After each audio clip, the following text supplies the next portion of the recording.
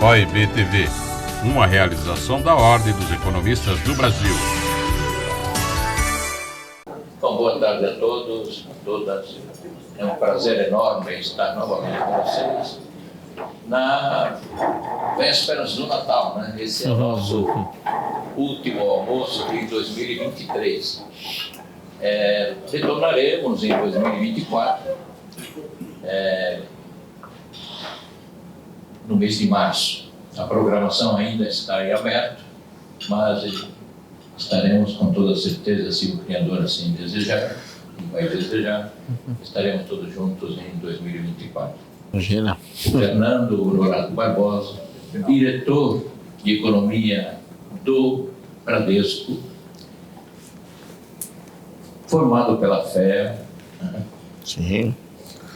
com mestrado também pela FEA. Foi agraciado com o prêmio Economista-Chefe em 2019, pela Ordem dos Economistas do Brasil. E é uma honra muito grande, Fernando, poder contar contigo nesses nossos eventos, que congregam a categoria. A maioria daqui são colegas economistas, temos outros colegas, advogados, contadores, enfim, amigos da Ordem dos Economistas do Brasil. Então é um prazer enorme tê-lo conosco. O tema é cenário econômico, ambiente global e a economia brasileira. Obrigado, professor. Muito prazer estar aqui com vocês hoje. Aliás, eu agradeço muito ele ter falado do meu gigantismo. Eu tenho certeza que é por conta da altura, né? Assim, um pouquinho mais alto aqui, mas é muito bom estar aqui com vocês. É a segunda vez, segundo episódio que estamos juntos aqui. E uma outra curiosidade sobre a FEA, né? Eu fiz graduação, fiz mestrado lá. E aí eu já estava no Bradesco, nessa época eu estava na Abram, em 2014, né? E eu falei, preciso fazer meu doutorado. E aí apliquei para o doutorado tanto na FEA quanto na GV São Paulo, na época, e óbvio, eu tenho um carinho enorme pela FEA, eu preferia a GV, só a FEA. E aí eu fui falar com o professor Nakane, e aí o meu projeto foi aprovado. Eu tinha um projeto à época para falar sobre os efeitos que eu imaginava, do ingresso da China no OMC e as consequências que isso tinha tido. Uma vez que os mercados eram imperfeitos, eles praticavam dumping de preços, o efeito que isso tinha tido, inclusive, sobre as taxas de juros nos Estados Unidos. Eles gostaram do meu projeto, passei na banca, tudo certo, ia começar. E o meu chefe, então, à época, Joaquim Levy, virou ministro da Dilma Rousseff. Isso foi, sei lá, dia 20 de dezembro. Eu estava com o doutorado, tudo certo, ia começar a fazer. E aí o Bradesco falou, olha, agora que o Joaquim foi para lá, a gente precisa de você por aqui, né? Então não pode ir. Eu liguei para o Nakane, né? Falei, professor, eu vou ter que desistir do doutorado. Ele falou, você vai para Brasília? Eu falei, não, vou ficar em São Paulo mesmo, mas eu vou ficar aqui na ausência do Joaquim. Então a Dilma Rousseff teve um efeito prático na minha vida, ela impediu meu doutorado na FEA, mas tudo bem, quem sabe um dia. Aí o tempo passou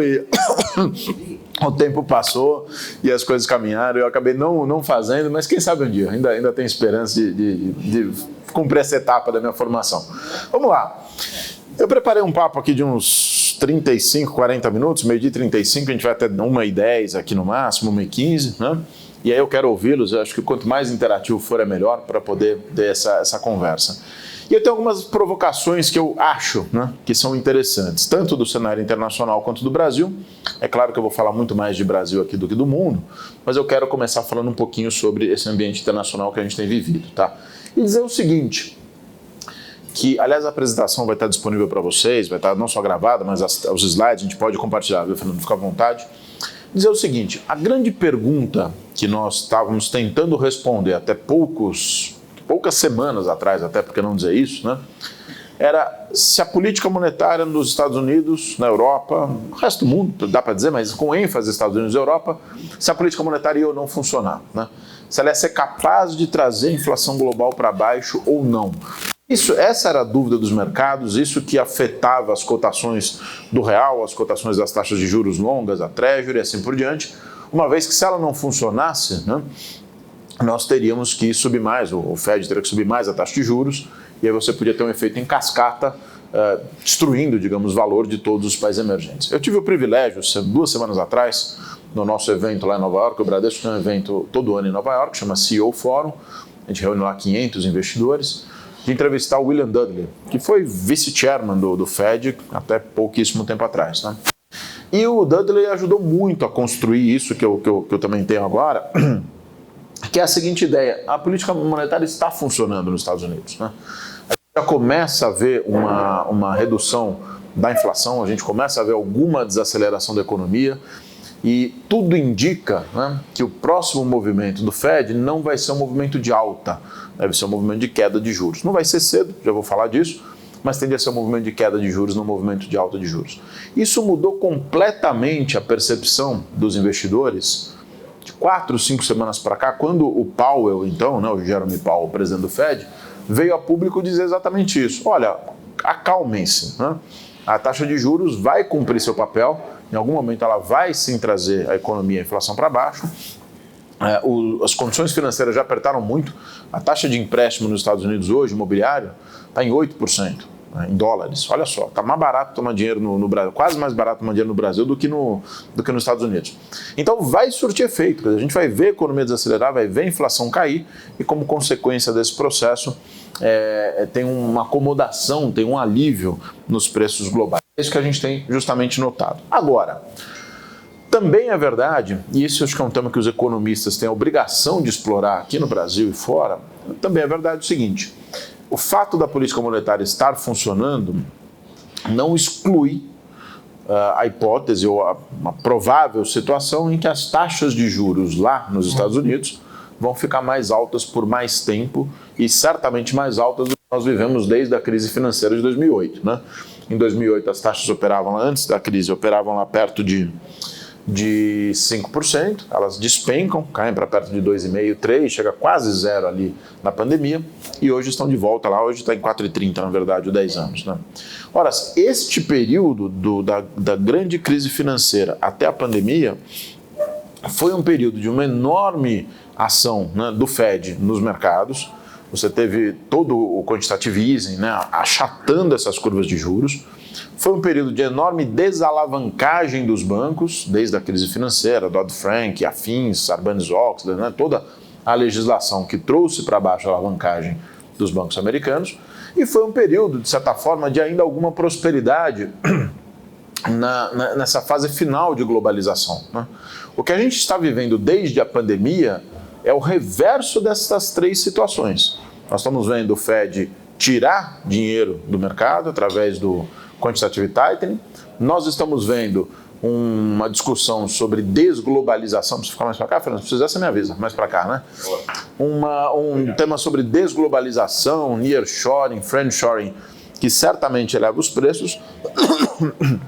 E, bem ou mal, os bancos estão muito mais capitalizados, aquela desalavancagem de crédito não existe mais naquela intensidade. Portanto, ainda que eu acredite que as taxas de juros, né, o próximo passo do Fed é cair a taxa de juros e nós não teremos juros muito mais elevados do que esse 5%, nós certamente estamos falando de níveis mais elevados em média do que foi da grande crise financeira até a pandemia. Isso tem implicações para as empresas, cujo custo de financiamento vai aumentar, e tem implicações para o Brasil, né, que vai ter que lidar com um mundo de juros mais altos. Daqui a pouquinho eu já falo de Brasil. Vamos lá. Aqui só uma provocação, né? A gente viu um reflexo dessas discussões, né, de taxas de juros zero, alta, baixa, né, no universo de criptoativos, né? E não quero aqui polemizar. Eu sou um absoluto fã, depois a gente fala no Q&A, né? Eu sou um absoluto fã do mundo de blockchain, mas eu não consigo entender o valor de mercado do Bitcoin. Eu não consigo entender. Depois a gente pode conversar mais sobre isso.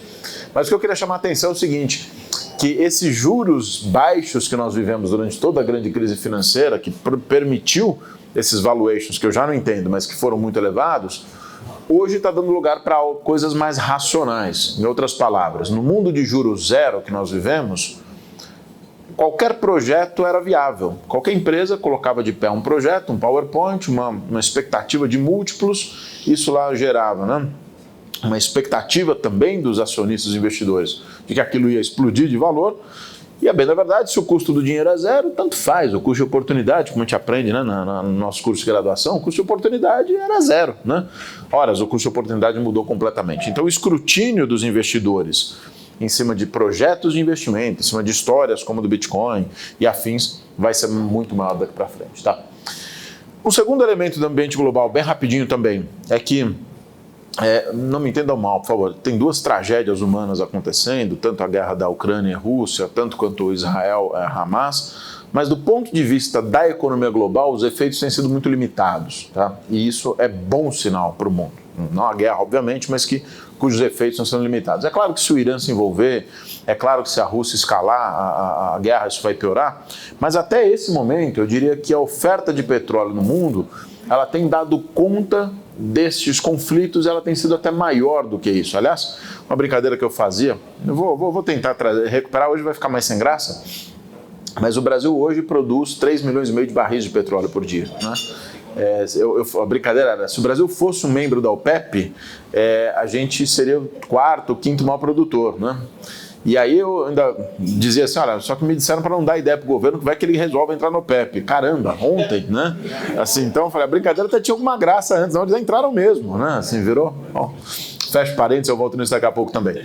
O fato é que a oferta de petróleo no mundo cresceu tanto, né? E tem uma redução na demanda por petróleo associada à eletrificação, que os preços de petróleo não estão se sustentando em níveis elevados, eles até caíram. Olha ali a guerra da Rússia, né?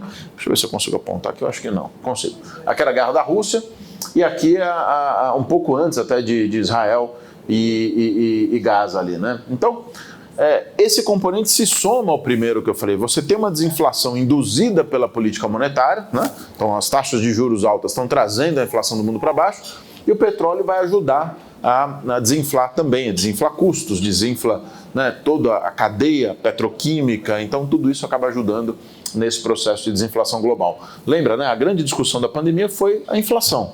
A reversão desse processo, que é o que a gente está vendo agora, deve trazer muitos dividendos para a economia global, juros menores, deve trazer um dividendos de renda disponível mais alta e assim por diante. E meu último tema aqui global é a China. A China, obviamente, ainda é um risco para a gente monitorar. A China hoje, né, está ali, ó, aquele cinza lá né, de quase 300%. A China é o país emergente mais endividado do planeta Terra hoje, né? Se eu somar Hong Kong aqui, a gente está falando de alguma coisa perto de 350 do PIB, que é do tamanho do Japão, né? E a China vai ter desafios para rolar essa dívida em algum momento. Já tem tido, aliás, né? A gente já tem visto empresas chinesas perdendo o pagamento de cupons, o setor imobiliário sofrendo mais. E a gente pega o Brasil tem 170 de dívida total, pública mais privada, né? Aliás, essa Prado Roca aqui que faz isso com excelência lá no monitoramento do endividamento das empresas, né? Eu olho aquilo todo mês ali. Então, a China, obviamente, em algum momento vai desacelerar. Em algum momento ela vai fazer a digestão dessa dívida, vai desacelerar. Eu diria até que ela já está desacelerando, né? Se a gente pegar a tendência do investimento chinês até a pandemia, né? Essa linha cinza já vinha perdendo um pouquinho de força antes da pandemia, é verdade, colapsa na pandemia e nunca mais volta, né? O investimento não volta para o pré-pandemia, aliás, nos últimos 6, 8 meses ele está de lado. Então, a China vai desacelerar e a China é o maior parceiro comercial brasileiro, portanto, traz sim riscos para o ambiente nosso. Dito isso, outro tema interessante aqui também do Brasil em relação à China. Não só nós produzimos lá os 3,5 milhões de barris, como o que o Brasil exporta hoje para a China, 55% do total da exportação são alimentos, soja e basicamente, né, soja, milho e proteínas. E só 35% vem de petróleo e minério de ferro, né? Por que isso é importante? Ora, se a China industrial desacelera, se a China do setor imobiliário desacelera, o Brasil que exporta alimentos para eles, é um país que sofre um pouco menos. Não é que não vai sofrer, mas sofre um pouco menos, porque a demanda por alimentos, a gente aprende na aula 1 lá, quem que me deu essa matéria? Foi meus professores de FES lá na Formação Econômica Social do Brasil. A demanda por alimentos é uma demanda bem menos elástica, né, ao ciclo econômico, então você não vai ter tanta queda assim quanto no resto. Vamos falar só de Brasil agora, vamos lá.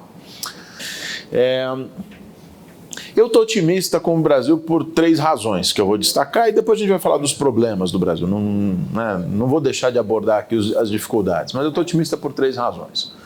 A primeira razão tem a ver com o balanço de pagamentos, tem a ver com a força das contas externas do Brasil, né? Eu não sei se todo mundo aqui se deu conta, todo mundo aqui é super bem informado, obviamente, sobre os dados da economia brasileira, mas a gente está chegando num ponto, tá, de saldo comercial, esses quase 90 bilhões de dólares, que é muita pujança, tem um ingresso de dólares nessa economia que é significativo e está espalhado. Eu falei, a gente pensa muito no agro, mas tem o petróleo, mas tem um pouco de manufaturados, menos é verdade, um pouco para os Estados Unidos, um pouco para a América do Sul. Aliás, depois a gente pode falar um pouco de Milei, se vocês quiserem também. Vamos ver como a Argentina vai escapar desse processo. Mas o fato é que quando eu comparo o Brasil com outros países emergentes, né, de nível de rating até maiores do que o nosso, o Brasil hoje é um duplo B- pela S&P, olha só, a nossa necessidade de financiamento externo é uma das menores do mundo, né? Por conta das reservas, por conta da gestão, né, da dívida pública externa em dólares, por conta das exportações. Então, é um quadro de bastante conforto nas contas externas. Por que eu estou insistindo tanto nesse tema, né, do balanço de pagamentos? Se vocês me dissessem, há 15 anos atrás, né, que a taxa de juros nos Estados Unidos ia sair de 2, 1,5 para 5, que foi o que aconteceu nos últimos 18 meses, eu diria, o Brasil tem um problemaço pela frente. Aliás, a frase que nós brasileiros, nós mesmos, não me lembro se foi o Malan que cunhou, de que acho que não foi ele só repetiu uma vez, que os Estados Unidos pegavam uma gripe e o Brasil tinha uma pneumonia, né? Isso era uma frase de consenso aqui no Brasil nos anos 80 e 90, mais nos anos 90 até. Eu diria que há 15 anos atrás, se esse movimento de juros nos Estados Unidos que nós vimos acontecesse, olha, o Brasil está quebrado, né? O Brasil vai ter um problemão. E olha o que aconteceu com a nossa moeda. O real saiu lá de 5,90 no auge da pandemia, depois acalmou um pouco, perto das eleições já do ano passado, mais perto de 5,40, está aí a 4,90, 4,80, né? Com a taxa de juros nos Estados Unidos em 5%. Ora, isso é fruto dessa robustez do balanço de pagamentos, aquela que eu mostrei na tela anterior, e do fato de que o déficit em conta corrente ele está muito bem financiado pelo investimento direto externo. Apesar de todos os problemas do Brasil, apesar de todas as mazelas, isso tem acontecido, né? Mas olha a virada que teve nos investimentos em renda fixa, saiu de 13 bilhões negativos até o ano passado, até setembro, para 12 bi positivo nesse ano, são 25 bilhões de delta de dólares a mais, por isso que o câmbio está apreciando, né? Muito função do fato de que o Brasil tem uma taxa de juro alta, é verdade, mas do fato de que nós somos o país que mais surpreendeu o crescimento no mundo em 2023, é o meu segundo pilar que eu já vou chegar nele, e também da solvência, né, do balanço de pagamentos das contas externas, né. A produção de petróleo, já falei, vou passar rapidinho, então olha o ganho que a gente teve, isso está virando tudo exportação. Tem uma expectativa, vai depender muito dessa discussão, eu não sou ambientalista, não sou capaz de julgar esse tema, então só estou sendo factual aqui. Vai depender muito dessa discussão da exploração, né, ou não de petróleo no Amazonas, na Bahia ali, no Rio, na Foz do Rio, mas o fato é que o Brasil pode vir a produzir 5,5 milhões de barris, né, em um horizonte não tão muito longo. É verdade que eu brinco, o Brasil só vira bom quando o mundo está se livrando, né? Agora que o mundo está se livrando do petróleo, a gente vai ficar bom, mas enfim, o fato é que 5,5 milhões de barris no Brasil daqui 7 anos, que é o que se estima, vai produzir uma robustez ainda maior da balança comercial também. Isso tudo vai ajudar, tá? Olha lá que eu falei, não, que o Brasil, se fosse, né, membro do OPEP, ia ser um dos principais. Hoje a gente já está falando de estar perto da China ali. É um dos maiores produtores do mundo de petróleo, não à toa foi convidado. E por último, aqui nesse primeiro pilar de resiliência, como eu mostrei, eu acho que, a julgar pelas contas externas, o Brasil vai ter um upgrade da nota de risco em breve, no ano de 24, né? Já teve um pela Moody's, né? A Fitch e a S&P estão ainda 3 notas abaixo, não é voltar para o investment grade, o Brasil não vai voltar para o investment grade, então, e a demanda doméstica final faz. Um parênteses, é claro que teve estímulos, né? A Selic a 2 ajudou o país a surpreender, claro. O governo brasileiro, Bolsonaro, Paulo Guedes, gastou 10% do PIB durante a pandemia, claro que esse estímulo produziu efeitos. Mas essa dinâmica do mercado de trabalho parece ter algo um pouco mais estrutural. Mesmo quando a gente olha Estados Unidos e Europa também com desemprego baixo, o Brasil, para o nível de juros que a gente tem, para a situação nossa, me parece baixo. Enfim, quais são minhas hipóteses? A reforma trabalhista, ao fazer despencar o contencioso jurídico, né, para se contratar, dar segurança, permitiu que os empresários contratassem mais trabalhadores formais. Essa saída da pandemia é a saída de uma crise com maior velocidade de contratação de empregos formais da nossa história. Então, alguma coisa deve ter a ver com a reforma trabalhista, né? E livro texto 1 de economia, quando você tem flexibilidade, contratar e demitir, sem contencioso jurídico, né? O trabalhador formal é um trabalhador que tem mais produtividade, faz algum sentido que a gente esteja vendo o mercado de trabalho mais pujante. E a Previdência, essa eu ouço menos ainda, mas eu faço muito questão de destacar. O que a reforma da Previdência fez? Ela fez com que todos nós trabalhássemos mais tempo, certo? Assim, no fim do dia foi isso que a reforma do Temer, que passou, né, na verdade foi aprovado no governo Bolsonaro, Rodrigo Maia na presidência da Câmara, o que ela fez é com que todos os trabalhadores ficassem mais tempo no mercado de trabalho. Mas, ora, quais trabalhadores? Quem se aposenta pelo regime de previdência brasileiro são os trabalhadores mais qualificados, que têm mais renda, que têm emprego formal. O trabalhador informal não se aposenta pelo INSS, ele se aposenta pelo LOAS, né? Claro que é INSS, mas digo, pela idade do LOAS aos 65. Nós nos aposentávamos mais cedo, 45, 47, 50 anos. É essa turma que está tendo que ficar mais tempo. Portanto, os trabalhadores mais produtivos estão ficando mais tempo no mercado de trabalho. Isso tem feito com que, apesar do desemprego estar baixo, né, os salários estejam crescendo de forma muito contida. Então, isso é um indício claro de que o custo unitário do trabalho, o famoso custo unitário do trabalho, diminuiu. E, portanto, provavelmente a tal da NAIRU, a taxa de desemprego que, né, não acelera a inflação, também diminuiu. Bom, quando eu coloco isso na perspectiva de 2024, a gente está estimando que a renda disponível para consumo, que é a soma de todas as transferências do governo via Previdência, mais as transferências de auxílios de programas sociais, como Bolsa Família, seguro-desemprego e afins, né? Mais a renda do trabalho, essa renda disponível para o consumo vai crescer 5% em termos reais. Ora, por que esse é um pilar importante para mim na economia? Porque país que cresce mais, que surpreende o crescimento global, gera mais receita para as empresas, para o governo, para as famílias, e no fim do dia o risco de solvência geral, não só solvência pública, né, ele diminui, o risco de insolvência diminui, a solvência aumenta. E aí os investidores ficam mais animados para investir. Parte daquela virada do investimento de renda fixa, claro que tem a ver com a Selic alta, mas não é só isso. É o fato de que você tem perspectivas mais interessantes, essa solvência, aliás, os dados de endividamento das empresas na pandemia, né? A gente viu como eles caíram bastante, as empresas ficaram cash rich, como a gente fala, né? E isso ajudou a economia a se sustentar. E o terceiro e último pilar de resiliência tem a ver com a inflação. Bom, o Brasil foi um dos países que desinflou mais rapidamente desde a pandemia, não por outra razão, o juro real de 10, qualquer país desinflou no mundo, né? Então tem mérito sim do Banco Central, mas tem uma taxa de juros que foi bastante elevada. Agora, essa inflação caindo, né, ela tem ajudado a reduzir os custos de produção. Então as empresas estão conseguindo lidar com um ambiente que é desafiador, o país não está crescendo muito ainda, apesar das surpresas, né? 3% não é um espetáculo para o Brasil, é um crescimento até fraco. Então ajuda a rentabilidade das empresas, ajuda a melhorar a renda disponível das famílias e pode permitir que o Copom faça, né, o corte de juros que ele tem feito. Em outras palavras, quando a gente pega o que o mercado projeta para a queda da Selic, né, o Focus, até 2024, aqui, até o final de 2024, ou até 2025, né, essa queda de juros, essa trajetória de juros é consistente com a inflação ficando bem próxima do centro da meta do Banco Central. Em outras palavras, a gente está vendo a Selic cair, tem espaço para ela cair bastante, pelo menos até 9, né?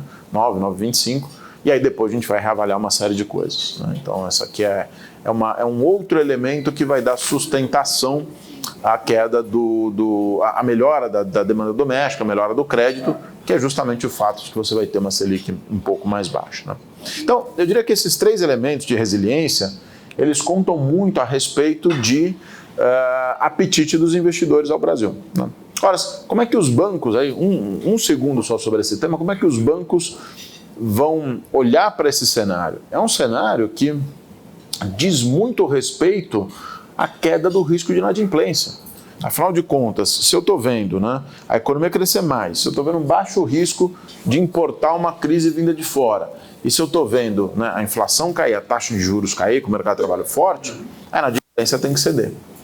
O grande ofensor do resultado dos bancos nos últimos 2 anos foi a inadimplência, foi o endividamento das famílias, né? Esse endividamento vai cair. Aliás, um mini parênteses aqui também. Se alguém dissesse, né, que o desemprego está em 7,5%, 7,7% como ele está hoje, a gente dificilmente teria antecipado a alta de inadimplência. A inadimplência não aconteceu das famílias por conta do desemprego. Ela aconteceu com a inflação. o que destruiu a renda das famílias foi a inflação, especialmente a inflação de alimentos. Aliás, eu vejo muita gente, né, diminuindo o peso disso. A inflação de alimentos bateu quase 50% ali nos 4 anos até 2022. Né? Foi muita inflação. E isso destruiu a renda das famílias e fez com que elas ficassem com menor capacidade de pagamento. Né? Se a gente olhar de forma mais abrangente, eu sei que esses números chocam um pouco, mas é como é, né? Isso aqui é o valor em reais da inadimplência de todo o sistema financeiro brasileiro, bancário, não tem inadimplência de comercial, né, mercantil aqui. Saiu de 80 bilhões de reais para 160 bilhões de reais na pandemia, né? É o recorde histórico, já está descontado da inflação aqui. Sabe quanto é de cartão de crédito aqui? Cartão de crédito, historicamente, acho que eu não trouxe o gráfico hoje, não. Ah, está aqui. Na diferença de cartão de crédito, historicamente no Brasil era 17 bilhões, 15, 17, a média disso aqui é 17. Triplicou, virou 45 bilhões de reais. Né? Então, assim, alguma coisa, né, de errado aconteceu. Foi a Selic muito baixa, obviamente, houve excessos da pandemia, mas o fato é que isso aqui impedia a economia de crescer. À medida que a taxa de juros cai, à medida que a gente tem a inflação cedendo e o mercado de trabalho se sustentando, esse é um bom indicador de que o crédito vai voltar a acelerar em 2024. Né? A gente falava sobre empresas rapidamente. Né? No caso das empresas, eu gosto de separar em 2 grandes blocos. Né? Aqui o professor Roca pode me corrigir também. As grandes empresas listadas na Bolsa, 3 blocos. As grandes empresas listadas na Bolsa estão supercapitalizadas, não é um problema. Teve episódios de varejo, os nomes são conhecidos, não estou falando nada aqui que seja novidade. Né? Então, varejo está com margens comprimidas muito por conta da taxa de juros, né? Menos pelo resultado operacional, as receitas até estão mais ou menos ok, mas o resultado financeiro foi destruído com a margem, com alta de juros. Teve os temas de Americanas, enfim, mas de um modo geral as grandes empresas estão blindadas ou estão muito menos vulneráveis a esse endividamento, tá? Não é um tema do setor de grandes empresas.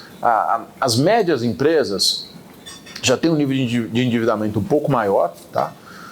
Tem uma competição com os chineses bastante grande nesse segmento, eles estão sofrendo um pouco mais disso, mas também estão escapando. As pequenas empresas, aí sim, a gente tem uma situação um pouco mais difícil, porque pequena empresa é quase como se fosse uma família em que a taxa de juros destruiu a renda delas, destruiu também, né, o balanço dessas empresas, e ali ainda tem uma situação um pouco mais delicada, vai levar mais tempo para recuperar, mas para elas a queda da Selic é bastante importante. Tá?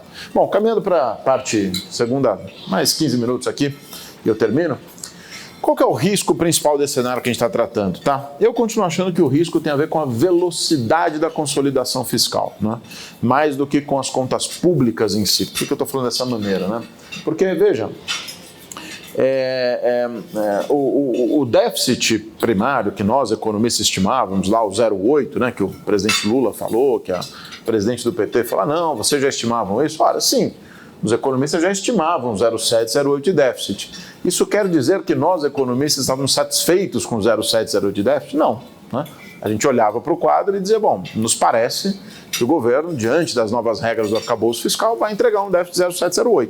Né? Não que isso seja o alvo. O Brasil devia almejar ter superávit primário, não um déficit primário. Né? Mas, enfim, o fato é que a gente tem um déficit. Agora, a velocidade de consolidação importa, né? Porque vocês vão ver, eu vou mostrar nas próximas telas aqui, que a dinâmica da dívida pública brasileira nos próximos anos, ela nem é tão... Ela é melhor, na verdade. Ela é ruim, mas ela é melhor do que a média dos países do G20. Tá? Mas é aquela coisa, contas públicas ou ajuste da governança fiscal, digamos assim, você faz quando tem sol, né? Você repara o buraco no telhado quando tem sol. Porque o dia que chove pode ser tarde demais. Então agora tem sol. E às vezes eu tenho a impressão que a velocidade de consolidação vai ser lenta, né? E vai ser uma consolidação, né, feita a partir das receitas. Isso aqui ninguém precisa ter dúvida nessa sala, né? A decisão tomada do governo eleito no ano passado é justamente o quê? É um governo que acredita em mais gasto público, que acredita num Estado maior, que acredita no papel, né, que a despesa pode cumprir na economia. Essa decisão está tomada, inclusive pelo arcabouço fiscal, que eu costumo brincar que foi um dos milagres que o Haddad operou aqui desde que ele assumiu, né? Porque ele conseguiu ao mesmo tempo dá vazão para as promessas de campanha e para os gastos que o PT e o governo têm em mente, mas conseguiu colocar alguma trava. Por mais que não seja a mesma trava do Temer, que era o zero do teto, né, é uma trava que, se você levar o arcabouço para o infinito, o economista adora fazer essas coisas, né? Ele joga o limite lá, do limite do arcabouço, quando o x tende a infinito, ele vai dar convergência, claro que vai. Por quê? Porque, por definição, a despesa cresce menos do que a receita.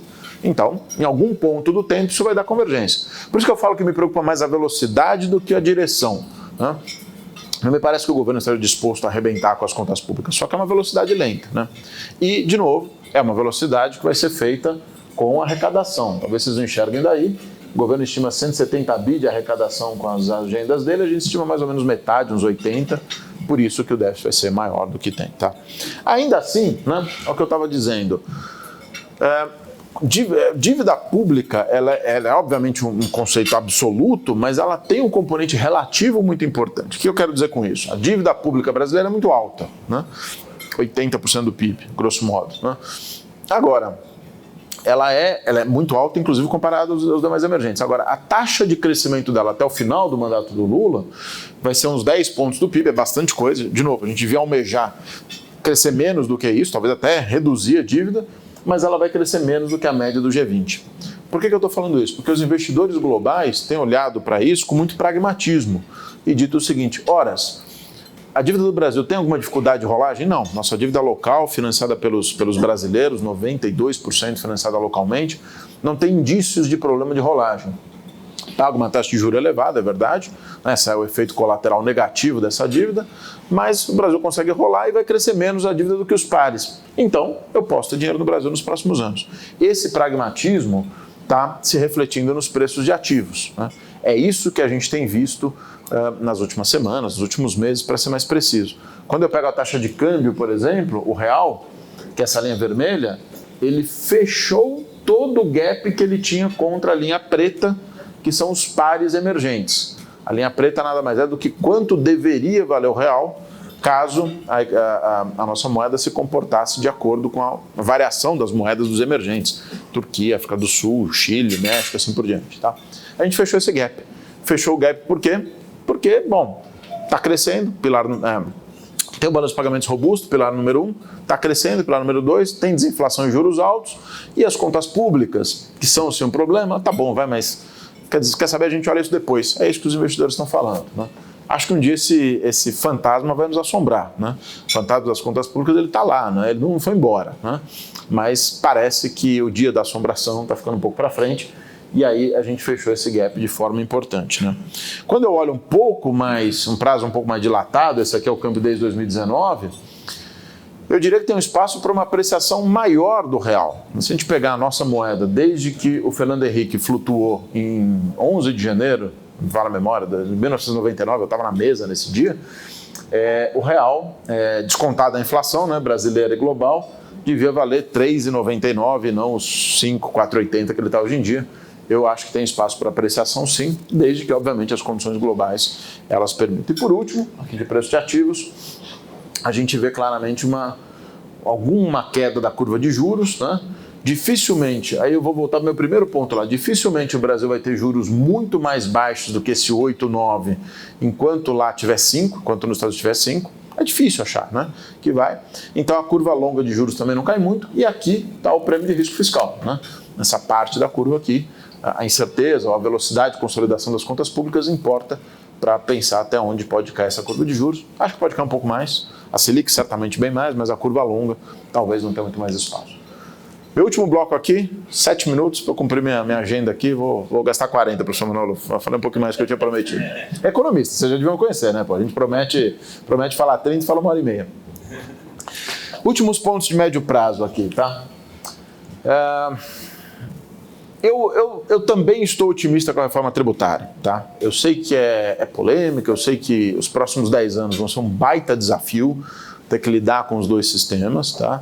O setor de serviços, incluindo nós bancos, nós vamos pagar mais, então eu preciso tirar meu chapéu de diretor do Bradesco, senão o presidente do banco me puxa minha orelha. Estou falando como economista, não como diretor do banco, então nós vamos pagar mais impostos. Mas quando eu olho para a estrutura da economia brasileira, é uma reforma tributária que vai ajudar a indústria, né? E por que ajudar a indústria é importante? Bom, primeiro porque toda a nossa estrutura tributária foi pensada para a indústria, e indústria bem tradable, você exporta, né? Eu tiro a indústria do Brasil e boto a indústria em Taiwan, boto a indústria na China, em qualquer lugar do planeta. Serviços você não exporta. Não dá para eu cortar meu cabelo, até posso, se eu for viajar para a China, bacana, mas não vou, né, cortar meu cabelo na China todo final de semana. Então, a base de tributação tem que ser sobre serviço mesmo. A economia global mudou, a economia local também. Então, conceitualmente está certo. 2, ao você deslocar da origem para o destino, todos aqueles benefícios que vocês conhecem melhor que eu aqui, você vai reduzir a guerra fiscal, você vai tornar muito mais eficiente a alocação. Ao invés de eu produzir em qual governador me dá o maior benefício, eu vou produzir onde é economicamente mais eficiente, onde está meu mercado produtor, meu mercado consumidor, onde está a logística de transporte, enfim, né? A compensação de créditos, juro, quase escorre uma lágrima. Eu tenho uns gráficos que eu não trouxe hoje. O Brasil, a compensação média de imposto no Brasil, ela passa de 3 anos, né? Enquanto no resto do mundo ela é isso, 90 dias, 60 dias. Então escorre uma lágrima quando eu vejo na PEC que em 60 dias as empresas vão se acreditar. Para pensar na enorme eficiência que isso traz. A gente vai ter um custo gigantescamente menor com litígio. O Brasil tem litígios hoje tributários, algo como 15% do PIB. Sabe quanto é no CDE? 0,3. O que? 45 vezes maior isso, né? É inacreditável o que a gente está falando. Então, assim, é algo para a gente ter em mente que vai ter uma redução importante de custos. Os litígios de ICMS, por exemplo, hoje no Brasil, eles somam um valor equivalente a 110% de toda a arrecadação de ICMS. Desculpa, é uma insanidade o que a gente vive, né? É o tal do manicômio tributário. Então, eu acho que essa reforma ela vai ajudar muito o Brasil. Não vai ser amanhã, vai ser daqui a 10 anos. Mas eu queria adicionar um elemento aqui, que é o seguinte. Se o Brasil quisesse ser protagonista da agenda ambiental global, a gente precisa ver a indústria sendo mais competitiva. Por quê? Porque toda a competitividade da transição energética vem de você exportar produtos limpos, de uma matriz limpa, que é o caso brasileiro, mas você tem que ser competitivo, você tem que ter, né, uma capacidade de exportar. A alíquota vai ser muito alta no Brasil, a gente está falando de 28, vai ser a maior do mundo, a Hungria está aqui em 27, e aí meus amigos me contestam, como é que você pode estar otimista com uma reforma que vai ter a maior alíquota de IVA do mundo? Horas, vamos lá, a alíquota que vai emergir da reforma tributária nada mais é do que a explicitação em um único imposto do que a gente já paga. A gente já paga isso, não se iludam. Está aqui no nosso almoço hoje, o imposto está embutido, em cascata, enfim.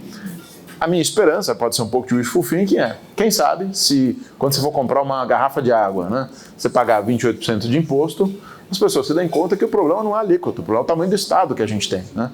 E para isso você vai ter que fazer ajustes ao longo do tempo no tamanho do gasto público. Eu espero que um dia a gente consiga fazer esses ajustes, tá? Educação é outro desafio enorme do Brasil, né? O Brasil gasta como país rico na educação e tem um desempenho pobre do ponto de vista de produtividade. Esse é o estudo da Laura Machado, aliás, até a fonte está errada ali, da Laura do INSPER, que fez um estudo muito bacana, tá? Acabei de ver que está errada a fonte.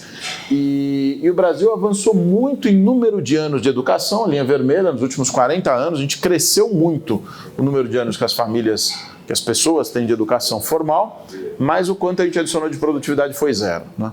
Então precisa pensar esse tema. E aí, quando eu vejo os debates sobre o mínimo constitucional de saúde e educação, especialmente no caso da educação, será que a solução é só mais dinheiro? Será que a gente devia estar olhando para como esse dinheiro todo que foi colocado, cerca de 6,5% do PIB em todas as esferas, que é maior que o CDE gasto com a educação, será que a gente está colocando no lugar certo? Eu acho, Macedo, que é o seguinte, bom, vamos lá, tem dois grandes fatores por trás dessa perda de fôlego da economia no segundo semestre. O primeiro é o agro, né?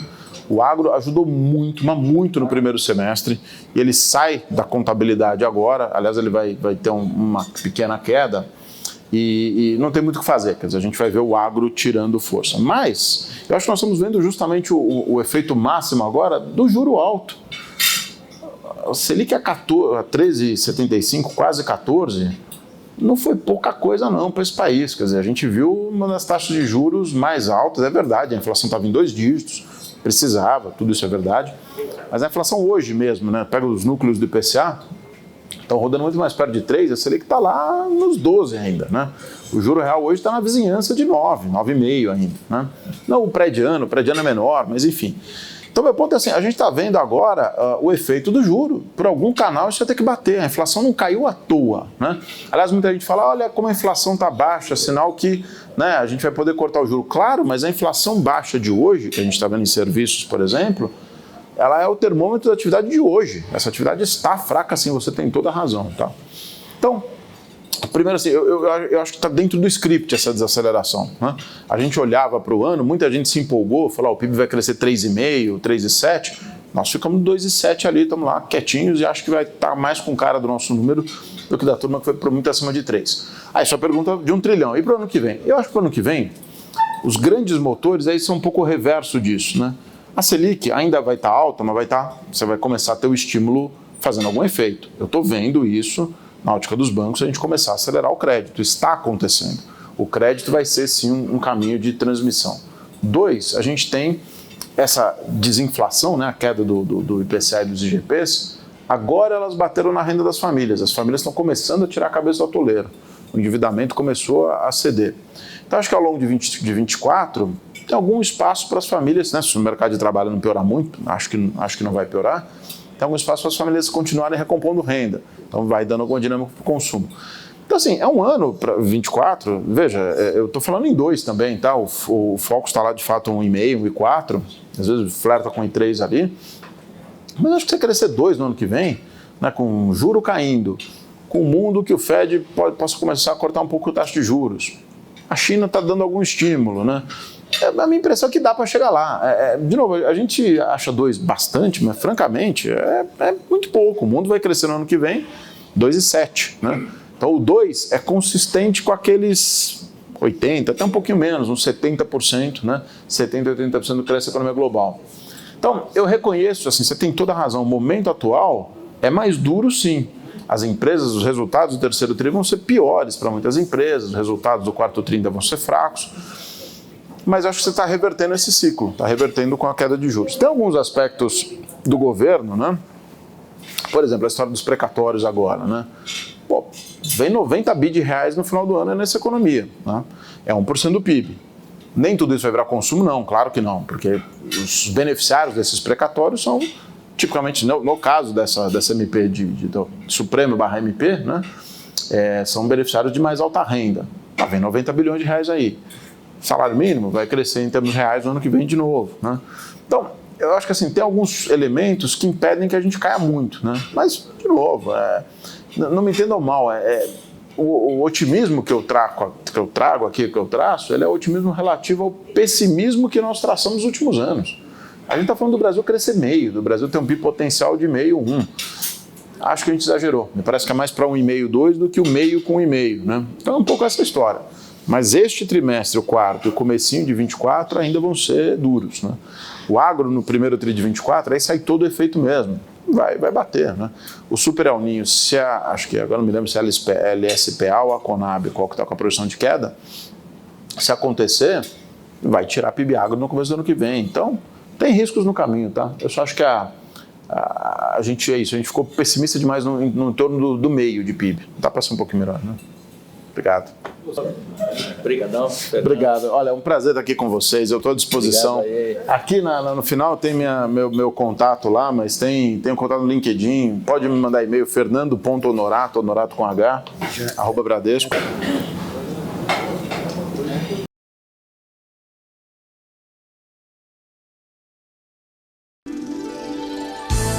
OIB TV, uma realização da Ordem dos Economistas do Brasil.